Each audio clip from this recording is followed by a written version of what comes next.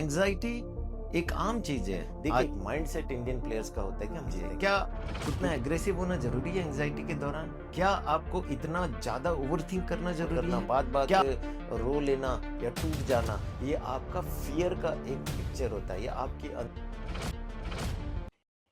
Anxiety एक आम चीज है आजकल की जिंदगी में, भागदौड़ की जिंदगी में आम चीज है।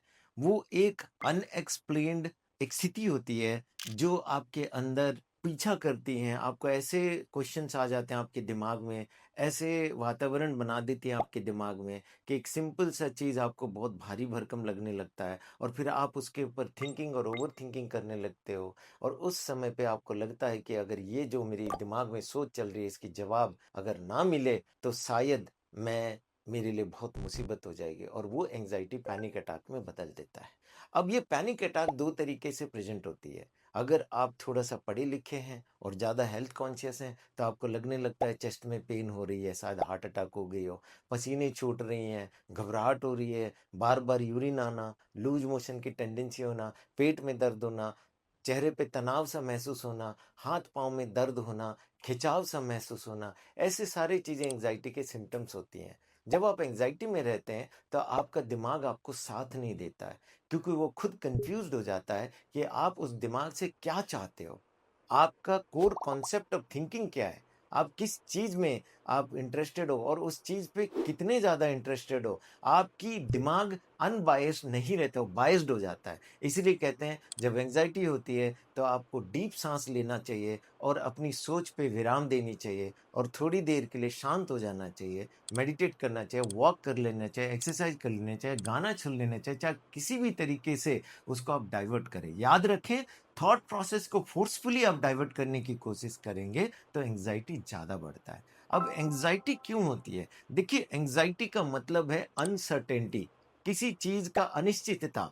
समझ में नहीं आता है कि वो शायद होगा या ना होगा, वो शायद है या नहीं है, जिसका कोई भी आपके पास प्रूफ वर्चुअली या कोई चीज़ बनती हुई नज़र नहीं आती है, और या किसी चीज़ से आपका लगाव था और वो चीज़ आपको नहीं मिली, या जो चीज़ को आप अचीव करना चाहते हैं वो नहीं मिला, या आप कोई चीज़ बनाने की कोशिश किए वो टूट गया। ऐसी चीज़ों में आपको एंग्ज़ायटी होता है, क्योंकि एंग्ज़ायटी फ़ियर का दूसरा नाम है। अब बात उठती है, चाहे वो फ़ियर हो, चाहे एंग्ज़ायटी हो, आपकी इंटेंसिटी कैसे उसको एक अच्छे लेवल पे ला सकती है और वही इंटेंसिटी कैसे आपको तोड़ सकती है। इंटेंसिटी क्या? कंट्रोल करने की। जब कभी भी आप अपनी सोच को विद्रोह की तरह रोकने की कोशिश करोगे तो आपकी सोच आपके विद्रोह बन जाएगा और आपको मदद नहीं करेगा। इसीलिए एंग्जाइटी हो या फियर हो, उन दोनों सिचुएशन में आपको शांत रहना जरूरी है और जिस टॉपिक के बारे में आप सोच रहे हैं उसे विराम दीजिए, अगले दिन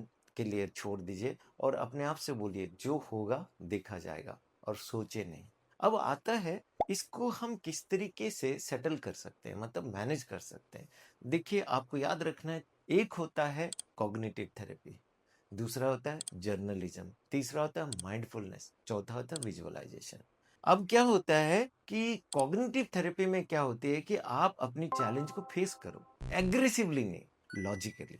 आपको दिख रहा है कि ये पहाड़ है तो पहाड़ से कूद नहीं सकते, चढ़ के जाना होगा, और वो रास्ता ढूंढे जो आप उसको आराम से लेते हुए जाओ ताकि सांस ना फूले। इसी तरह कोई भी प्रॉब्लम आपके जीवन में आती है तो अचानक उसकी रिजोल्यूशन मिल जाएगा, जरूरी नहीं है।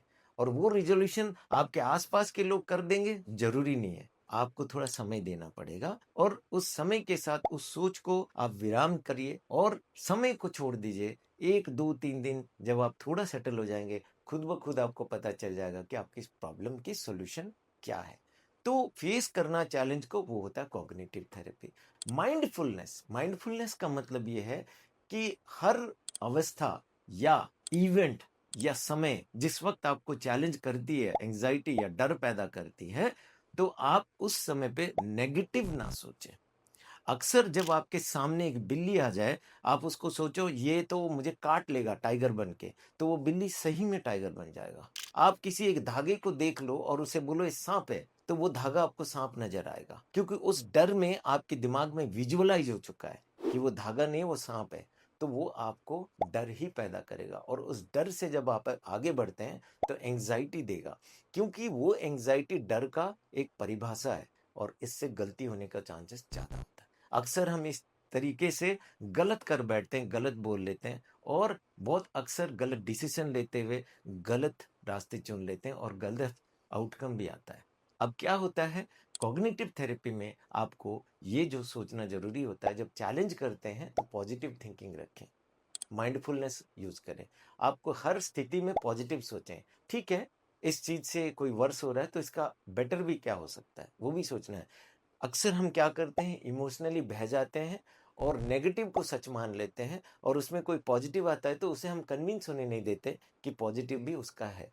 तो हर पहलू का एक पॉजिटिव साइड होता है। आप पॉजिटिव साइड को ज़्यादा सोचें तो आपकी दिमाग उसको आदत डालेगी, तो हर सॉल्यूशन पे आपको मदद करेगी पॉजिटिव वे में। अब आता है जर्नलिज्म। जर्नलिज्म क्या होता है, ट्रैक करना।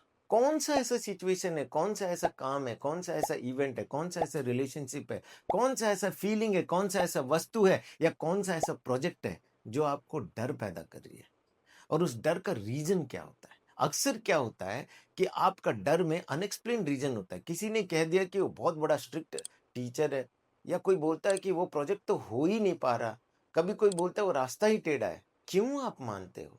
आप अपने तरीके से उसे देखो। जरूरी नहीं है कि दूसरों के टैलेंट आपके तरह टैलेंट हो, टैलेंट के बराबरी हो आप उनसे, तो टैलेंट पे ज्यादा टैलेंट हो सकता है आपके अंदर, हो सकता है आपके अंदर थिंकिंग पावर उनसे भी ज्यादा हो। अगर आप उनकी बातों पे आ गए और उनकी ही बनाई हुई वातावरण में अपनी दिमाग को अंदर ले लिए उस चीज में, तो ऑब्वियसली आप उन्हीं की तरह सोचने लगोगे, फिर वही एंजाइटी, वही डर होगा और फिर आप फेल कर जाओगे। क्रिकेट के मैदान में भी देखिए, दो बड़ी टीम प्ले करते हैं, खासकर इंडिया पाकिस्तान के कभी भी खेल होता है, देखिए एक माइंडसेट इंडियन प्लेयर्स का होता है कि हम जीतेंगे, क्योंकि हम जीतते आए हैं, हम जीतेंगे।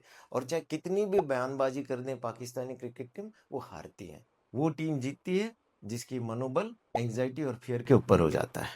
और वो सिर्फ बैठ के वो अपने आप को पेपअप करके स्टेडियम में जाते हैं, लेकिन खेलते खेलते वो अपने अंदर उस कैरेक्टर को उतार लेते हैं कि हम जीतने के लिए आए, हारने के लिए नहीं।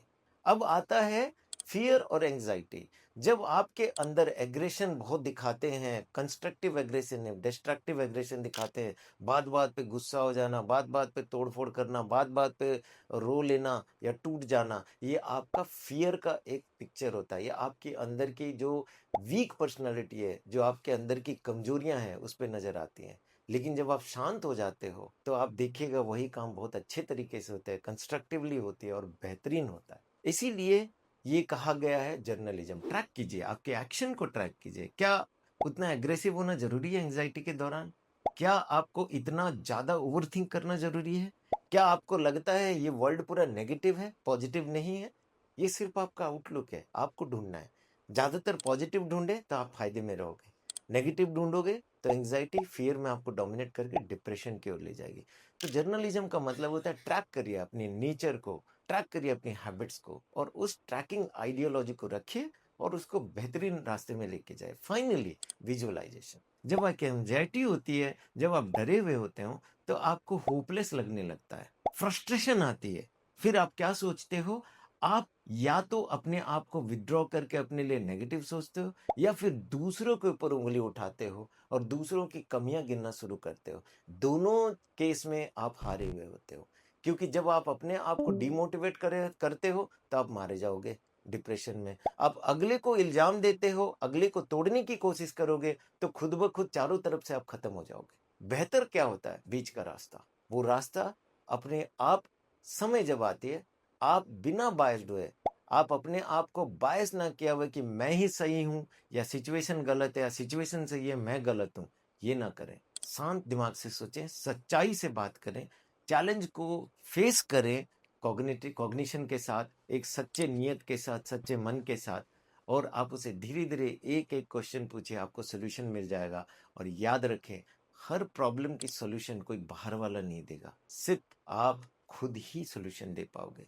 जब आप बाहर वालों पे डिपेंडेंट हो जाओगे तो आप अपनी दिमाग ने, अपनी सोचने, अपनी सच्चाई से आप कभी भी लड़ नहीं पाओगे। सच्चाई रखोगे, अपने आप पे भरोसा करोगे और खुद को टाइम दो और टाइम को हील होने दो और एंजाइटी और फियर को अपने पे आने मत दो। देखिएगा आपकी प्रॉब्लम खुद ब खुद सॉल्व होने लगेगा।